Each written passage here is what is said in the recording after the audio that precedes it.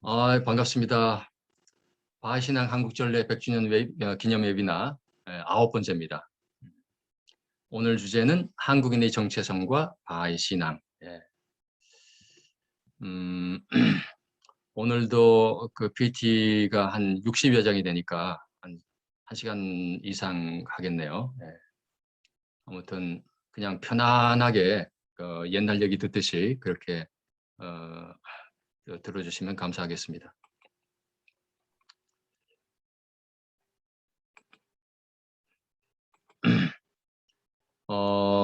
앞에서 정체성이라는 말을 했거든요. 한국인의 정체성. 정체성과 관련된 그림을 하나 제가 찾았는데 아주 잘 만든 그림이에요. 우리가 보통 정체성, 혹은 이제 뭐 나는 누구냐, 너는 누구냐 이거잖아요. 그러면은 이름, 뭐 나이, 그 다음에 성별, 그 다음에 그죠? 내셔널리티, 그 다음에 인컴, 이런 것들이죠. 근데 사실은 나는 누구인가라는 이 질문이 어떻게 보면은 상당히 싱거운 질문이에요. 그것도 본인이, 그죠? 혹시 뭐 범인이 누구인가, 그죠? 상대가 누구인가? 이런 정체성이라면 모르지만 나는 누구인가라는 질문은 아니, 자기가 자기도 몰라? 그죠? 자기 나이 알고, 자기 성 알고, 자기 뭐 국적도 알고, 그죠? 참 싱거운 질문이죠. 근데 사실은 싱거운 질문이 아니라 이것처럼 또 중요한 질문이 없죠. 실존적인 질문입니다.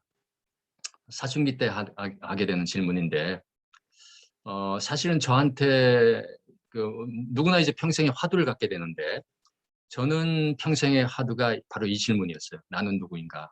예. 그러다 보니까 이 문제에 대해서 굉장히 관심이 많았고, 좀 이따 말씀드리겠지만 결국은 이제 제 박사학위 논문 주제도 이 정체적 문제였습니다. 그래가지고 마침 이제 100주년 기념 웨비나를 하면서 요 주제를 다루면 좋겠다 해가지고 오늘 이제 하게 됐는데요. 이걸 통해서 여러분의 스스로에 갖고 있는 정체적 문제를 해결하는 데도 도움이 됐으면 좋겠습니다. 제가 오늘 이제 그 공지방에다 올렸습니다만, 이게 제가 2021년 10월 19일이니까 그저께 정도 되죠. 그때 어떻게 생각을 정리를 해서 발표를 할까 하면서 그리다 보니까 이런 마인드맵이 나왔어요. 저는 이제 주로 이제 옛날에 프로그램 짤 때 이렇게 플로우 시트를 하듯이 생각을 정리할 때는 이렇게 이제 키워드를 그리고 동그라미, 세모, 네모 이런 식으로 해가지고 정리를 하는데 굉장히 도움이 되고 아주 생각을 정리하는데 굉장히 도움이 됩니다. 여러분도 혹시 학문에 관심이 있으면은 아니면 어떤 글을 쓰거나 할 때 관심이 있으면은 이런 방법을 한번 써봐도 굉장히 좋겠습니다. 좀 많이 썼는데요. 이 중에서 아마 한 3분의 1 정도 이 왼쪽에 있는 요거 여기 정체성 문제. 그러니까 오늘은 제가 크게 나누면은 주제가 한 서너 개 되는데요. 첫째는 정체성 자체에 대해서 다룰 겁니다. 도대체 정체성의 정체가 뭔지, 정체성, 우리가 나는 누구인가라는 나의 정체성이 어떻게 심리학적으로, 사회학적으로 어떻게 구성이 되는지 그거를 말씀을 드리겠습니다. 이거는 국내에서는 아마 거의 자료가 없고 제가 제 박사학위 논문에서 이제 다뤘던 주제인데 제가 생각하기에는 굉장히 많이 여러분에게 도움이 될 수 있을 거라고 봅니다. 그러니까 이 부분만 잘 들으셔도, 그러니까 아이덴티티, 나는 누구인가라는 그 주제의 정체, 그거를 아주 이론적으로 이제 제가 분석을 해서 여러분이 쉽게 여러분 스스로의 정체를 이렇게 파악할 수 있게, 아니면 여러분의 정체를 찾아가는데 도움이 되게 그렇게 하도록 하겠습니다. 두 번째 주제가 그 이론의 틀을 이용해서 그러면 한국인의 정체성은 어떻게 되나? 그래서 사실은 한국인이 여러 가지 유형의 정체성을 갖고 있거든요. 그거를 이제 소개를 해드리겠습니다. 거기에서 보면은 여기 지금 제가 마인드맵에도 썼습니다만 함재범 교수의 분석이라고 그래가지고 함재범 교수가 정말 한국 사람 만들기란 책을 썼는데 정말 진짜 행운이에요. 저는 학문을 하는 사람으로서 가끔 이 석학들을 만나요, 진짜. 아주 뛰어난 그 학문적인 어떤 그런 그 하나의 그 멘토를 만나게 되는데 함재범 교수는 제가 개인적으로 만나진 못했지만 제가 정말 존경하는 그런 학자고 야 대한민국에 이런 학자가 있었구나 하는 생각을 하는데 제가 연구한 정체성 이론의 그 이론의 틀 실은 제가 지금 여기 보면은 그 왼쪽 위에 정체성 그래가지고 IP라고 되어 있는데 프로그램 이게 아이덴티티 프로그램이라는 약자인데요. 제가 사실은 이걸 갖고서 지금 프로그램을 만들고 있습니다. 근데 그 프로그램 정체성 분석의 틀하고 함재병 교수의 이론하고 아주 찰떡궁합이더라고요. 네, 그래가지고 굉장히 저한테 도움이 많이 됐고요. 아주 최근에 나온 책인데 그 다음에 이제 플러스 그러면 바하의 정체성은 이 한국인의 정체성 내지는 정체성 문제에 어떤 함의를 갖고 있는지 거기에 대해서 말씀을 드리도록 하겠습니다. 자, 이야기를 좀 재미있게 풀기 위해서 제가 꼬리에 꼬리를 무는 뭐 그날 이야기라는 이 그림을 하나 갖고 왔는데요. 삶과 죽음 사이에서 아주 그 프로그램을 잘 만들었더라고요. 어느 방송국에서 만든 건데 1968년 1월 21일 자 121 사태입니다. 아마 나이 드신 분은 아실 거예요. 북한이 보낸 북한 민족보위성이라는 그 어느 부서가 있는데 거기에 정찰국 소속 1, 2, 4군 부대의 무장 게릴라 31명이 서울에 침투합니다. 그죠? 청와대에 들어가서 이제 대통령을 갖다가 이제 암살하고 돌아가기 위해서 들어왔다가 아주 그냥 진짜 바로 청와대 바로 앞에까지 와요. 아실 거예요. 그죠? 바로 앞에까지 와서 거기서 이제 그 불신검문에 걸리죠. 경찰에. 그래가지고 거기서 이제 다 총격전도 벌어지고 막 도망가다가 사살되고 그래서 2명은 살아서 다시 북한으로 넘어가고 그 28명은 사살됐고 1명이 생포가 돼요. 그 1명이 누구냐면은 여러분 잘 아시다시피 김신조죠. 김신조 씨가 어떻게 살게 됐냐면은 사실은 무장 게릴라들이나 간첩들은 적에게 잡히게 되면은 그 매뉴얼이 있지 않습니까? 그 자살을 하게 돼 있죠. 독극물을 갖다 먹는다거나 아니면 자폭을 한다거나 해가지고 자살을 하게 돼 있습니다. 그런데 김신조 씨도 역시 그때 나이가 26살이었는데 자폭을 하기 위해서 수류탄을 딱 들고 그 이제 지금 어둠 속에서 경찰하고 대치가 돼 있어요. 어둠 속에서 경찰하고 대치가 돼 있는 상황에서 자폭을 하려고 수류탄을 딱 들어가지고 안전핀을 뽑았는지 안 뽑았는지는 제가 모르겠습니다만 아직 뽑기 전에였겠죠? 네. 뽑기 전에 머릿속에서 띵 하면서 뭔가 질문이 하나 떠올랐대요. 그리고 그 질문에 대해서 지금 이렇게 얘기하는 거예요. 이게 본인이 직접 간증을 하는 건데 도저히 이거는 도저히 북한 체제에서 가지고 있는 사상으로 봐서는 맞지 않는 겁니다. 자, 도대체 어떤 생각을 했길래 어떤 것이 떠올랐길래 이런 얘기를 할까요? 이거는 도저히 북한 체제에서 가지고 있는 사상으로 봐서는 맞지 않는 겁니다. 그러니까 독재 전체주의 체제에서는 이런 것은 나오지 않습니다. 이런 얘기를 했는데 그게 어떤 질문이냐면은 바로 이 질문입니다. 김신조 씨가 그 순간 나는 누구인가라는 질문이 떠오르더래요. 그러면서 이거는 내가 여태까지 북한에서 배운 거하고서는 맞지 않는 건데 이게 나는 누구인가 이거 뭐죠? 이건 개인주의거든요. 북한은 전체주의예요. 북한은 그죠? 인민은 수령을 위하여, 수령은 인민을 위하여. 전체주의거든요. 거기서 나라는 개인은 없어요. 근데 갑자기 그 생사의 갈림길에서 삶과 죽음 사이에서 나는 누구인가라는 이런 질문이 떠올랐다라는 얘기를 하더라고요. 그래서 결국은 결국 이제 그 자폭을 포기하고 이제 투항을 하죠. 그래가지고 나중엔 지금 이제 목사님도 되시고 근데 이름도 바꿨더라고요. 김재현이라고. 아직도 살아계시죠. 그 1942년생인데 신앙도 갖게 되고 자기 자신의 이제 개인적인 정체들을 찾은 거죠. 예, 그래서 오늘은 바로 이런 정체성 이야기.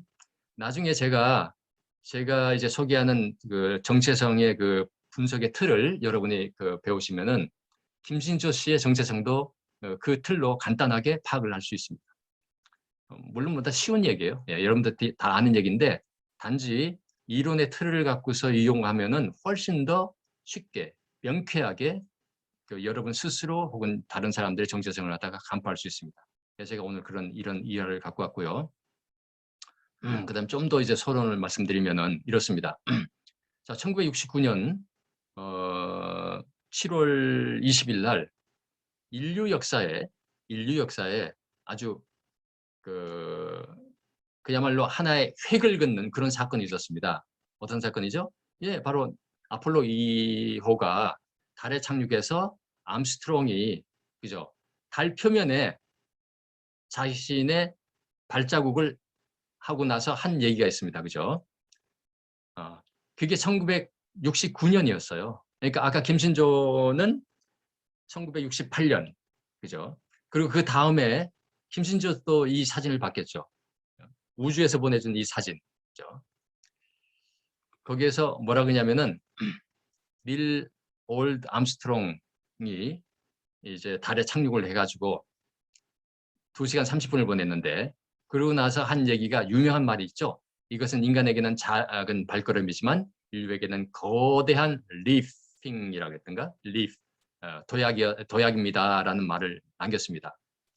자, 이거를 사실은 이 당시 지금 우리 젊은 세대들에게는 뭐 이게 뭐 그냥 너무 일상적인 일이라서 별로 신기하지 않겠지만 당시로서는 이건 획기적인 사건이었거든요. 이게 뭡니까? 지구 바깥에서 지구를 본 거예요. 지구 바깥에서 지구를 본 거예요. 그리고 지구가 얼마나 작은지, 얼마나 그죠? 얼마나 얼마나 작은지, 그죠? 얼마나 또 부서지기 쉬운지 뭐 이런 것들, 그죠?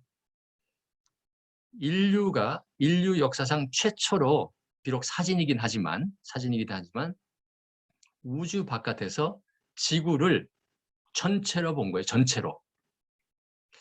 나중에 제가 우주 여행 이야기를 담은 책을 한번 본 적이 있는데 소련에서는 우주인들을 여러 나라에서 리크루트를 해서 자기 우주선에 대가지고 이제 우주에 날아갑니다.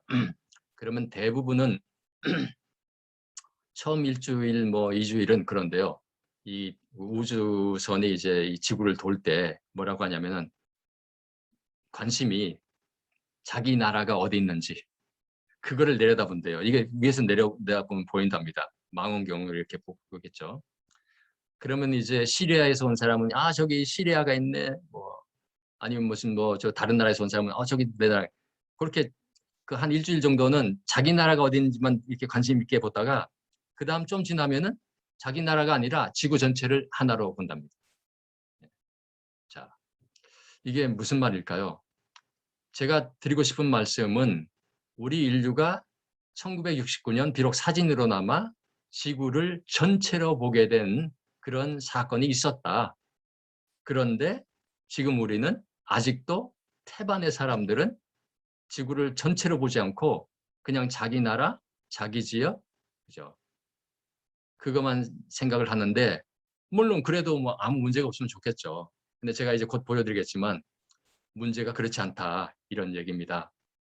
왜 그런지 사실은 이 책은 1972년 그러니까 그로부터 한 3년 후에 나온 책인데요. 그러니까 1969년에 암스트롱이 아폴로 2호가 우주에서 지구가 하나라는 그런 이제 사진을 보내오고 나서 한 3년 있다가 이 책이 나왔으니까 이 책이 쓰여진 거는 그 전이겠죠. 그죠? 한 적어도 이런 책이 나오려면 한 2, 3년, 뭐 길게는 뭐 몇십 년 이렇게 연구를 해야 되니까.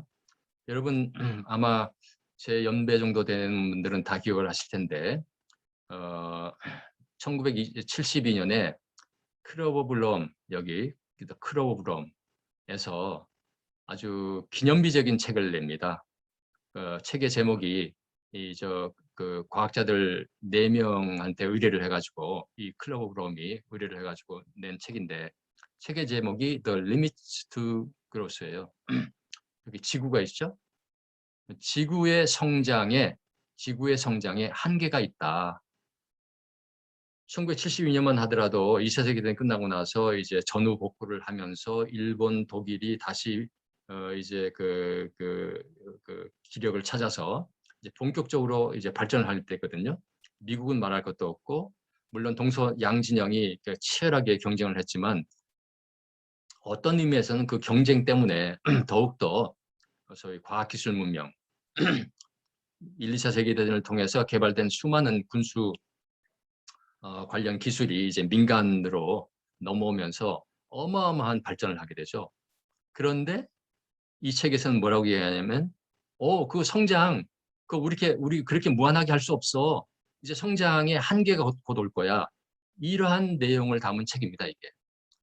이게 성서, 자본론, 그다음에 종의기원, 다인, 그거와 더불어서 기념비적인 책이라고 이제 흔히 일컫는 책인데, 한국말로는요, 성장의 한계라고 하지 않고 삼성문화재단에서 인류의 위기라는 책으로 이게 나옵니다. 이 책이. 이게 1979년에 나와요, 우리나라에는. 1979년? 예. 예. 그런데 이 책은요, 1972년, 같이 나왔던가? 잠깐만요.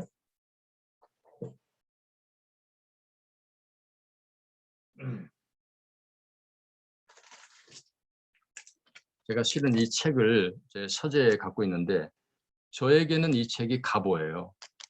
저에게는. 이게 제가 팩트를 한번 확인하기 위해서 이 책이 언제 나왔는지 한번 보도록 하겠습니다.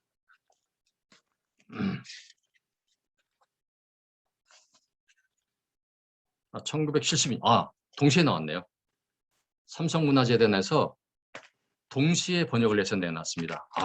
참 대단했네요. 삼성문화재단이 참 큰일을 했네요. 이 책이 왜 저한테 가보냐면은, 사실은 이 책은 저의 운명을 바꾼 책이에요. 만약에 제가 이 책을 보지 않았으면 오늘 제가 여러분에게 이 줌 세미나를 하지 않았을 겁니다. 할 일이 없죠. 바로 제가 이 책을 봤기 때문에 저의 인생이 완전히 새로운 길로 접어들게 되는데요. 2가지 이유에서 그렇습니다. 첫 번째 이유는 제가 이 책을 보고서 저희 세계관, 인생관, 인간관을 한 단계 업그레이드 시키는 그런 계기를 갖게 됐습니다. 좀 이따 왜 그런지 말씀드리겠습니다. 또 다른 이유는 제가 대학을 졸업하기 전에 한 6개월 전에 키스트 입사 시험에서 합격을 하는데, 제가 이 책을 봤기 때문에 키스트의 컴퓨터 프로그래머로 이제 연구원으로 입사를 할 수 있는 그런 책입니다. 바로 논술 시험에서 이 책을 주제로, 인류의 위기 이 책을 주제로 당신이 왜 이 직에 키스트 이 연구원에 응시를 했는지 적어라는 논술이 있었어요. 주관식. 그러니까 만약에 제가 이 책을 안 읽었으면은 그 논술을 쓸 수가 없었겠죠.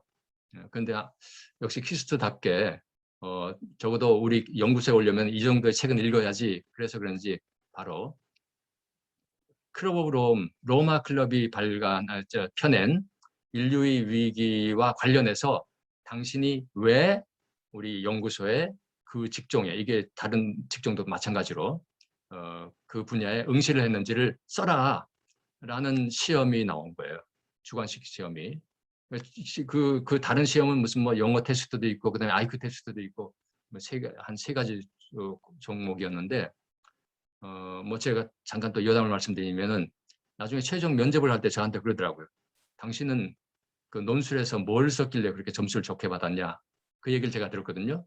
그 얘기는 제가 이 책 덕분에 제가 키스트에 들어갔다는 얘기죠.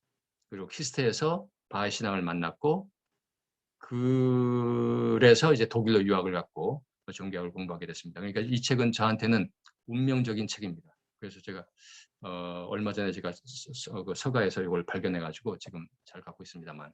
그럼 도대체 어떤 내용이길래 이런가? 자, 이 책에 서문에 우탄트 당시 유엔 사무총장이 쓴 말이 수록되어 있습니다.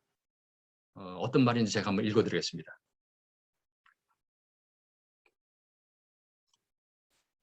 나는 사람들로부터 과장했다는 말을 듣고 싶지는 않습니다. 제가 좀 제 나름대로 번역을 했습니다. 나는 사람들로부터 과장했다 혹은 과장을 한다라는 말을 듣고 싶지는 않습니다. 하지만 유엔 사무총장으로서 내가 알고 있는 정보에 의거해 다음과 같은 결론을 내릴 수밖에 없습니다. 유엔 회원국들이 즉시 이전의 다툼을 삼가하고 군비 확장 경쟁 억제와 환경 개선, 인구 폭발 억제와 후진국 개발 지원 등을 위해 전 세계적인 협력을 개시하지 한다 하더라도 그렇게 이제 그 전 지구가 나라들이 전부 다 이제 협력을 한다 하더라도 그를 위해 남은 시간은 아마 10년밖에 남지 않았을 것입니다. 만약 이러한 세계적인 협력이 앞으로 10년 이내에 벌어지지 않는다면 내가 지적한 바와 같은 문제는 놀라운 속도로 악화되어 우리의 제어 능력을 벗어나게 될 것입니다. 무슨 얘기냐면 잘못하면 지금 멸망한다 이런 얘기예요. 네. 그런 경고를 우탄트 사무총장이 유엔 사무총장으로서 전 세계에서 들어오는 여러 가지 정보, 세계적인 지구촌의 모든 정보죠. 그걸 갖다가 소위 이제 종합을 해서 자기가 판단한 건데 빨리 지금이라도 소위 이 지구호의 지구라는 이 배의 선로를 이렇게 변경하지 않으면은 이제 곧 소위 카타스트로파 그러니까 재앙이 지구적인 재앙이 와서 더 이상 뭐 하여튼 그런 얘기죠, 그죠? 그런 재앙이 온다.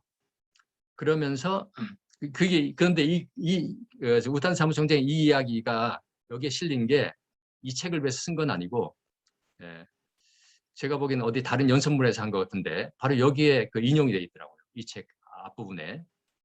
그럼 구체적으로 그럼 왜 우탄 사무총장이 당시 이런 얘기를 했는지 쉽게 하나의 도표만 보여주면 이건 이 책 속에 있는 건데 이겁니다. 1972년 출간된 로마 클럽 보고서. 로마 클럽은 한 100여 명의 세계적인 석학들이 모여가지고 세계 정세, 그러니까 지구촌 인류 사회 전체를 하나의 모델, 하나의 대상으로 삼아가지고 연구 분석하고 그 다음에 담론을 만드는 그런 연구 단체입니다. 거기에서 제시한 세계 모형 예측 그래프가 이렇습니다. 로마 클럽 보고서에서는 바로 아까 이 책을 얘기하는데 식량 생산량이 인구 증가율을 따라잡지 못하고 인구와 공업 성장 속도가 빠르게 진행되면서 자원 고갈과 환경 오염이 가속화될 것으로 예측하고 있다. 이 추세가 지속되는 한 2100년 전에 성장의 한계에 도달할 것이라고 경고한 것입니다. 하면서 실질적으로 그 당시 전 세계적으로 취합할 수 있는 모든 데이터를 종합해서 분석을 한 거예요. 그래서 보십시오. 1900년부터 급속하게 늘기 시작한 인구, 그 다음에 공업 생산량, 그러면서 고갈되는 자원, 그 다음에 여기 나눠와 있지만 여기 있네요. 오염되는 환경 등등. 이 그래프를 종합해 보니까 우리가 마냥 이렇게 성장할 수는 없다. 그리고 조만간 이 그래프가 이렇게 팍 꺾이면서 인류에게 미래가 아주 암울하다 이런 거를 경고를 한 거예요. 이 책에는요 사실은 군비 경쟁과 관련된 데이터는 여기 제가 못 봤는데 없는데 그래서 제가 군비 당시 전 세계가 2차 세계대전이 끝나고 나서 동서양진영으로 나눠서 동구권, 공산주의권과 서구 자본주의권이 어떻게 군비 경쟁을 했는지를 보여주는 그래프를 제가 하나 갖고 왔습니다. 도표를. 이 도표인데요. 여기 보시면은 이 점 하나가 여기 1980년대 전 세계 지구가 갖고 있는 소위 그 화력이 화력. 이 점 하나가 2차 세계대전 중에 양진영, 그러니까 독일 그 연맹하고 이제 그 영국 프랑스의 연합군 양진영에서 쓴 화력과 맞먹는 그 TNT 양을 계산한 건데 3메가톤이에요. 이 점 하나가. 그러니까 2차 세계대전 때 양진영에서 TNT 약 3메가톤을 썼더라고요. 그런데 1980년대 동서 양진영이 갖고 있는 그 TNT 양이 이 점이 몇 개입니까 이게? 한번 보세요. 이 1980년대 전 세계 비축 무기 화력은 18,000메가톤이었어요. 그러니까 2차 세계대전을 6,000번 치를 수 있는 양을 갖고 있었습니다. 지금은 우리가 핵전쟁의 위험 이런 걸 갖다 거의 언론에서 언급을 하지 않고 있는데 아직도 이 위험이 상존하고 있거든요. 군비 경쟁은 옛날처럼은 하지 않고 있고 많이 이게 없어지긴 했지만 아직도 뭐 북한 핵 갖고 있고 그죠? 계속 그 핵을 갖다가 늘려가고 있고 하여튼 그런 상황이거든요. 근데 하여튼 1980년대는 훨씬 더 심각했습니다. 점 8개, 여기 지금 점 8개, 요건데요. 요걸 제가 번역한 건데, 즉 24메가톤은 당시 미국이 최첨단 트라이던트 핵잠수함이 보유한 화력하고 같은 건데, 이 점 8개, 24메가톤이면요, 당시 북반구에 있는 모든 대도시를 다 파괴할 수 있는 화력이에요. 그래서 사실은 평화운동, 핵전쟁 방지하기 위한 그 온갖 노력을 해서 다행스럽게 동서냉전이 1991년에 종식이 되면서 미소 양국에서 핵을 갖다 계속 없애는 작업을 했죠. 천만다행이죠. 안 그러면 이 뭐 대도시는 물론이고 지구 전체가 박살이 나는 그러한 어쩌면 이렇게도 어리석은 군비 경쟁을 했는지 그렇죠? 그런 거를 우탄트 사무총장이 알고 있었던 거예요. 그래서 이대로 가면 우리는 미래가 없다. 그러니까 전쟁의 위험, 그 다음에 자원의 고갈, 인구의 폭발, 다행히 하여튼 이 보고서가 그래도 많이 도움이 됐겠죠. 이 보고서가 나가면서 전 세계 지도자들이 아차 이래서는 안 되겠다 해가지고 학자들도 노력을 하고 뭐 종교인들도 노력을 하고 그래가지고 이제 군비 경쟁의 그 악순환에서 이제 일단 벗어났습니다. 예. 자 아무튼 소리는 좀 길었습니다만 여기에서 굉장히 중요한 그 도표가 나오는데요. 바로 이 도표예요. 제가 이 도표를 갖다 의식의 지평이라는 이름으로 이제 요거는 이제 제가 만든 그 한번 붙여본 이름인데요. 이게 뭐냐면은 이겁니다. 그 그림부터 먼저 설명을 하면은 이게 요거는 시간 t, 요건 시간 좌표입니다. 타임. 요거 x는 타임이고 y는 스페이스예요. y는 공간. 요거 그리고 그다음에 이 x는 시간축이에요. 그래서 요거는 사람들의 관심이 시공간 사람들의 의식이 혹은 사람들의 관심이 이 시공간 좌표 어디에 몰려 있는가, 어디에 있는가를 갖다가 분석해 놓은 거예요. 예를 들어서 이거는요. 요 점은 스페이스는 세계에 관심이 있어요. 그런데 요거 시간 좌표는 next few years. 그죠? 국회의원들은 어디 있을까요? 대부분의 국회의원들은 여기 있겠죠. 자기 나라, 그다음에 자기 선거 회기. 이 표를 제시한 이유가 이 책에서 이 표를 제시한 이유가 뭐냐니까 지구가 안고 있는 문제를 해결하기 위해서는 지금 보다 많은 사람이 이 타임 스페이스 공간에서 이쪽으로 가야 된다. 이쪽으로. 특히 정치인들은 아니면 학자들은 이쪽으로 가야 된다. 왜냐하면 이 지구가 바뀌고 있는 속도가 너무 빨라가지고 그죠? 그 다음에 그래서 그 임팩트 영향이 환경 영향 예를 들어서 지금 이제 팬데믹 같은 경우 이런 영향이 전 지구적인 차원에서 벌어지기 때문에 관심을 여기 옛날처럼 여기에 있어서는 안 된다. 그런데 유감스럽게도 대부분의 사람들이 지금 여기에 몰려 있다. 이래 가지고는 우리가 안고 있는 문제를 해결할 수가 없다. 어떤 문제? 아까 말씀드렸듯이 자원, 인구, 그다음에 환경, 그다음에 전쟁, 그죠?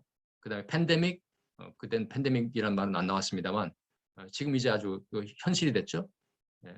그다음에 범죄, 그죠? 인권 이런 문제, 교육, 예. 빈곤 이런 문제, 이런 문제를 지구적으로 해결을 해야지. 그렇다고 저 지구를 나눠 가지고 따로 살 수도 없고 하는 얘기를 하는 거예요. 그러므로 이 책이 얘기하는 건 뭐냐면은 특히 정치 지도자들한테 여러분 당신 나라에 관심을 쏟는 것도 중요하고 좋지만 제발 의식을 타임 스페이스 좌표에서 이쪽으로 좀 가세요. 이쪽으로 좀 오세요. 여러분 라이프 타임도 중요하지만 여러분들의 자녀들이 살 때를 좀 생각을 하세요. 쓰레기를 버릴 때도 여러분 자녀들이 살 때를, 그다음에 뭐 지역적으로도 여러분 뭐라고 그러죠? 하여튼 여러분의 그 로컬 혹은 뭐 네이션만 생각하지 말고 전 지구적으로 생각을 하세요. 이미 우리는 지구촌에 살고 있어요. 이런 얘기입니다, 이게. 그래가지고 이와 관련해서 아주 에리 프롬이 멋진 말을 했는데요. 물론 직접 이걸 보고 했는지 안 했는지 모르겠습니다만 아무튼 에리 프롬이 Beyond the Chains of Illusion이라는 책에서 아주 기가 막힌 얘기를 했는데 제가 그 설명을 인용을 하겠습니다. 80년에 나온 책인데요. 에리 프롬이 망상의 사실 저편 이런 얘기를 해요. 이거 바로 아까 여기에서 그 요청하는 바로 그런 인간상을 갖다가 에리 프롬이 제시를 한 겁니다. 어떤 인간? 새로운 세상. 차츰 모습을 드러내고 있는 하나된 세상은, 지구가 하나된, 인류가 하나된 세상은 새로운 인간, 혈연과 지연이라는 원시의 족쇄로부터 벗어난 인간, 자신을 인류의 자식이자 세계의 시민으로 여기는 인간, 그 어떤 배타적 집단이 아니라 인류와 인류 전체의 삶에 충성을 바치는 인간, 인류를 사랑하기 때문에 자신의 민족과 국가를 사랑하는 인간, 자신이 속한 종족에 대한 충성심으로 인해 보편 가치에 대한 판단력이 일그러지지 않은 그런 인간의 출현을 통해서만 수립될 수 있다고 나는 믿는다. 기가 막힌 표현이죠. 네, 기가 막힌 표현이에요. 거의 선지자 수준의 어떤 그런 글입니다. 그러니까 이렇게 뛰어난 학자들이 있어요. 우리나라 지식인들의 중에 몇 프로가 이 수준으로 가 있는지 모르겠는데 아무튼 다행스럽게 그 앞서간 그 사회, 앞서간 분들이 있더라고요.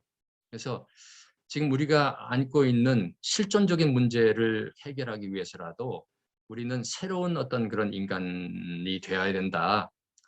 그리고 그 인간은 어떤 인간이냐면은 바로 이런 인간이다라는 그런 걸 제시를 한 거예요, 이미. 자,